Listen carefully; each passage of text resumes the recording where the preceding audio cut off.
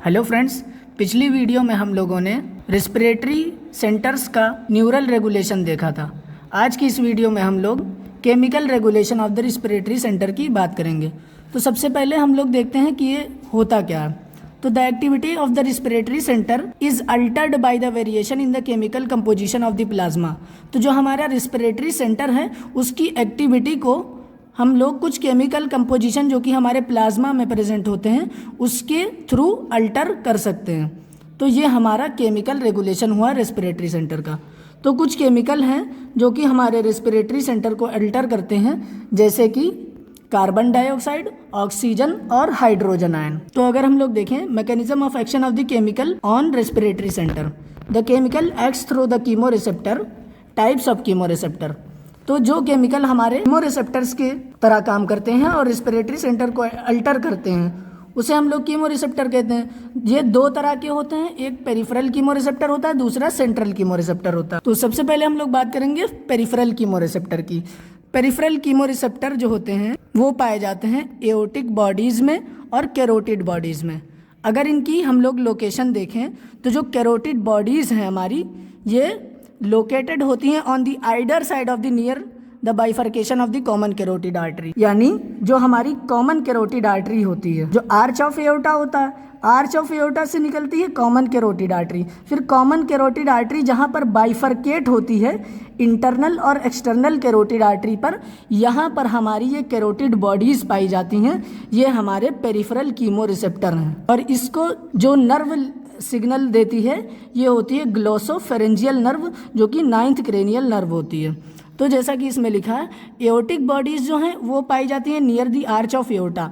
Aortic body हमारी arch of aorta पर पाई जाती हैं और जो हमारी कैरोटिड बॉडीज़ हैं ये जहाँ पर कैरोटिड आर्टरी जो होती है कॉमन कैरोटिड आर्टरी, उसका जहाँ पर बाइफर्केशन होता है वहीं पर ये हमारी एओर्टिक बॉडीज़ पाई जाती हैं।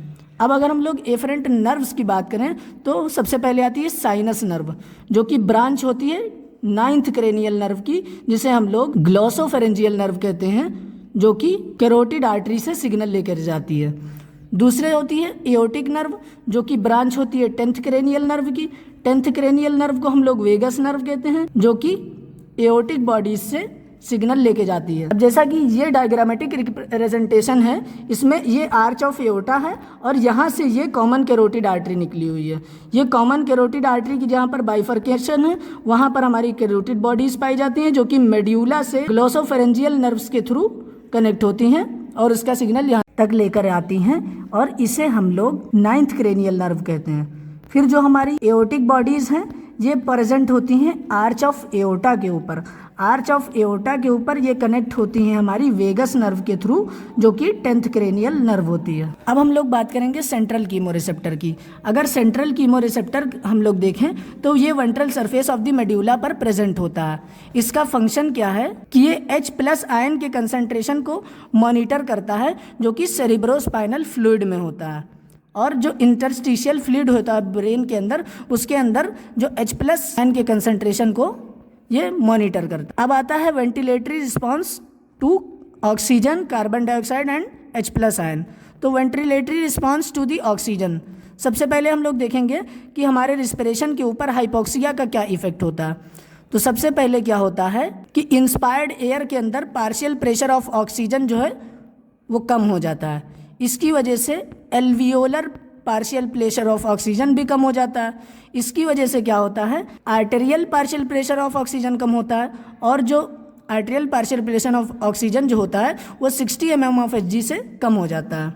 इसकी वजह से पेरिफेरल कीमो रिसेप्टर्स जो हैं स्टिमुलेट होते हैं। तो हुआ क्या कि जब इंस्पायर्ड एयर में ऑक्सीजन का पार्शियल प्रेशर कम हुआ, उसकी वजह से alveolar partial pressure of oxygen कम हुआ, उसकी वजह से आर्टरीज के अंदर partial pressure of oxygen 60 mm/Hg से कम हुआ। जब इतना कम हुआ partial pressure of oxygen arteries के अंदर, उसके वजह से क्या हुआ, पेरिफेरल कीमो रिसेप्टर्स स्टिमुलेट हुए, जिसकी वजह से रेस्पिरेटरी सेंटर की एक्टिविटी इंक्रीज हुई और conducting system of inspiratory muscles जो है उसकी एक्टिविटी भी इंक्रीज हो गई। तो जब इंस्पिरेटरी मसल्स की कंडक्टिंग इंक्रीज हुई तो हमारा वेंटिलेशन इंक्रीज हो गया, रेस्पिरेशन इंक्रीज हो गया। उसके बाद में आता है ventilatory response to the carbon dioxide. अगर हम लोग देखें, अगर हाइपर कैपनिया हो जाए तो इस हाइपर कैपनिया का रेस्पिरेशन पर क्या फ़र्क पड़ता है। हाइपर कैपनिया क्या है, जब कार्बन डाइऑक्साइड की कंसंट्रेशन बढ़ जाती है। तो अगर हाइपर कैपनिया होता है इंस्पायर्ड एयर के अंदर, यानी पार्शियल प्रेशर जो होता है कार्बन डाइऑक्साइड का वो बढ़ जाता है इंस्पायर्ड एयर के अंदर, तो एल्वियोलाई के अंदर उसकी वजह से पार्शियल प्रेशर कार्बन डाइऑक्साइड का बढ़ जाता है। उसकी वजह से आर्टरीज के अंदर कार्बन डाइऑक्साइड का पार्शियल प्रेशर इंक्रीज हो जाता है। तो जब आर्टरीज के अंदर पार्शियल प्रेशर बढ़ता है कार्बन डाइऑक्साइड का, तो आर्ट्रियल H+ जो होता है, यानी हमारी आर्टरीज में जो H+ आयन की कंसंट्रेशन होती है वो भी इंक्रीज कर जाती है, जिसकी वजह से पेरिफेरल कीमोरिसेप्टर्स की एक्टिविटी इंक्रीज कर जाती है। जब पेरिफेरल कीमोरिसेप्टर्स की एक्टिविटी इंक्रीज होती है तो हमारी रेस्पिरेटरी सेंटर की एक्टिविटी इंक्रीज होती है और वेंटिलेशन बढ़ जाता है। दूसरी तरफ अगर आर्ट्रियल PCO2 इंक्रीज करता है तो हमारे ब्रेन का जो सेरिब्रोस्पाइनल फ्लूइड होता है उसका जो पार्शियल प्रेशर होता है कार्बन डाइऑक्साइड का वो इंक्रीज करता है और H+ आयन इंक्रीज हो जाते हैं ब्रेन के अंदर। इसकी वजह से जो हमारा सेंट्रल कीमो रिसेप्टर है वो भी एक्टिवेट हो जाता है और इसकी एक्टिविटी इंक्रीज हो जाती है।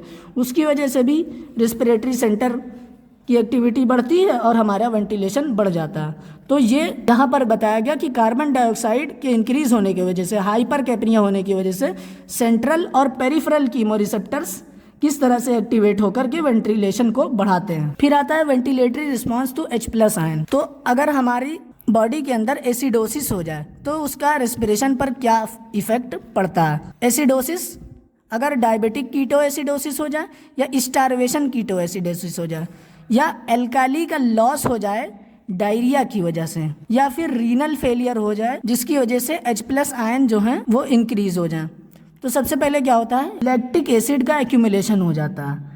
लैक्टिक एसिड का एक्यूमुलेशन होने की वजह से आर्टीरियल pH जो हमारा होता है वो डिक्रीज कर जाता है। तो आर्टीरियल pH अगर डिक्रीज करता है तो हो जाता है मेटाबॉलिक एसिडोसिस। इस मेटाबॉलिक एसिडोसिस की वजह से हमारे पेरिफेरल कीमोरिसेप्टर जो हैं वो स्टिमुलेट हो जाते हैं और वो फिर रेस्पिरेटरी सेंटर को स्टिमुलेट करते हैं।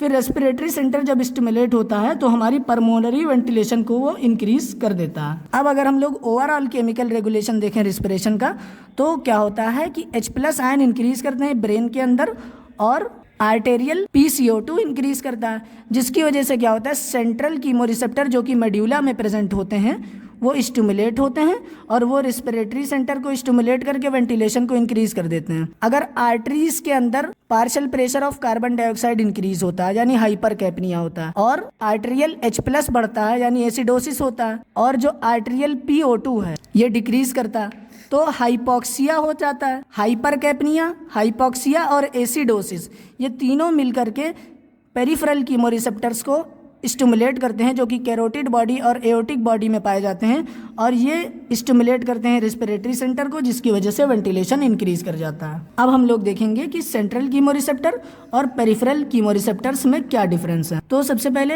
अगर लोकेशन देखें तो सेंट्रल कीमोरिसेप्टर्स जो है हमारे ये कीमो सेंसिटिव एरिया में पाए जाते हैं जो कि मेड्यूला में होता है और जो पेरिफेरल कीमोरिसेप्टर्स हैं ये कैरोटिड बॉडी और एओटिक बॉडी में पाए जाते हैं। इसका स्टिमुलस जो होता है सेंट्रल कीमोरिसेप्टर का आर्टेरियल कार्बन डाइऑक्साइड के इंक्रीज होने की वजह से होता है और पेरिफेरल कीमोरिसेप्टर्स जो स्टिमुलेट होते हैं वो पार्शियल प्रेशर ऑफ ऑक्सीजन के कम होने की वजह से मेनली तब एक्टिवेट होते हैं जब हाइपोक्सिया होता है यानी आर्टेरियल ऑक्सीजन कम होता है और स्लाइटली कब स्टिमुलेट होते हैं जब कार्बन डाइऑक्साइड और H+ आयन की कंसंट्रेशन ज़्यादा हो जाती है। इनर्वेशन की अगर बात करें तो सेंट्रल कीमोरिसेप्टर जो है ये डायरेक्टली प्रोजेक्ट होता है रेस्पिरेटरी सेंटर से और जो हमारा पेरिफेरल कीमोरिसेप्टर है इसमें एओटिक बॉडीज जो है वेगस नर्व से इनर्वेट होती हैं और कैरोटिड बॉडी जो है ग्रोसोफेरेंजियल नर्व से इनर्वेट होती हैं जो कि 9th क्रेनियल नर्व है। फिर आखिरी डिफरेंस आता है कि रैपिडिटी इन रिस्पॉन्स यानी कौन ज़्यादा तेज होता है। तो जो हमारा सेंट्रल कीमोरिसेप्टर है इसका रिस्पांस जो होता है पेरिफेरल कीमोरिसेप्टर के मुकाबले में स्लो होता है, लेकिन जो हमारा पेरिफेरल कीमोरिसेप्टर होता है ये सेंट्रल कीमोरिसेप्टर से 5 गुना रैपिड होता है। अब एक फ्लो चार्ट में हम लोग पूरे केमिकल रेगुलेशन को समराइज करेंगे। तो सबसे पहले आता है सेंट्रल कीमोरिसेप्टर। सेंट्रल कीमोरिसेप्टर की लोकेशन है मेड्यूला के अंदर। ये रिस्पॉन्ड करता है H+ की वजह से और इनडायरेक्टली कार्बन डाइऑक्साइड बढ़ने की वजह से। ये मोस्ट इम्पॉर्टेंट होता है।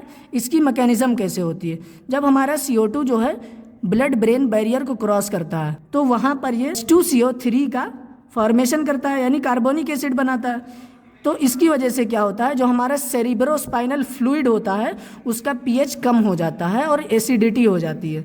इसकी वजह से हमारा क्या होता है, सेंट्रल कीमोरिसेप्टर स्टिमुलेट होते हैं और वेंटिलेशन को इंक्रीज कर देते हैं। फिर आता है peripheral chemoreceptor.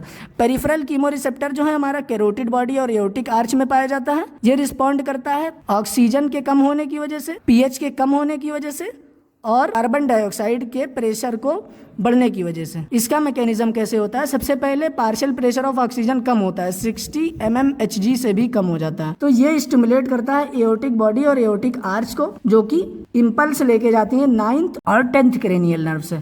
9th cranial nerve हमारी ग्लोसोफेरेंजियल नर्व होती है और 10th क्रेनियल नर्व जो होती है ये वेगस नर्व होती है।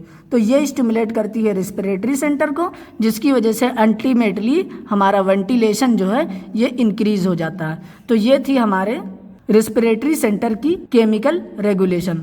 अब नेक्स्ट वीडियो में हम लोग नए टॉपिक को लेके आएंगे। Thank you.